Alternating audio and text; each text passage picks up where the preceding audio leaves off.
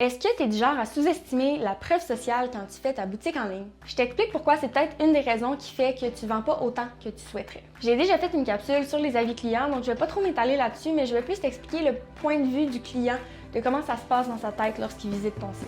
La première étape, c'est vraiment de comprendre que certaines personnes vont préférer magasiner en ligne et d'autres en magasin, puis ça, c'est super important. Ceux qui préfèrent déjà magasiner en ligne, c'est moins un défi, mais ceux qui préfèrent magasiner en magasin, en physique, faut donner un petit peu plus d'attention à eux. Je suis pas en train de te dire de pas t'occuper de ceux qui préfèrent magasiner en ligne, mais je vais te donner un petit conseil. Commence par créer ta boutique en ligne comme si tu voulais la faire pour quelqu'un qui n'aime pas magasiner en ligne, qui préfère magasiner en personne. Puis après ça, assure-toi que la navigation soit agréable pour quelqu'un qui aime déjà magasiner en ligne. Ce qu'il faut comprendre, c'est que quand on magasine en personne, si on a des questions, on va pouvoir trouver un commis, quelqu'un qui va nous répondre rapidement.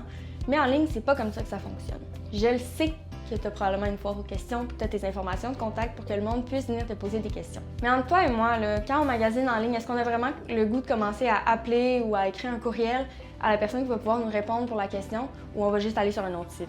Et là, je te parle pas d'avoir une page FAQ comme toutes les autres entreprises, mais bien d'avoir des pages de conseils, des services d'installation, des conseils d'installation ou peu importe ce qui va rejoindre ton commerce.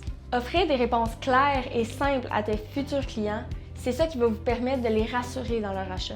Puis la dernière chose à comprendre, c'est que dans le e-commerce, tes clients n'ont pas besoin d'être convaincus, comme dans le marketing d'une boutique traditionnelle. Ils ont besoin d'être rassurés parce qu'ils sont plus laissés à eux-mêmes dans leur magasinage.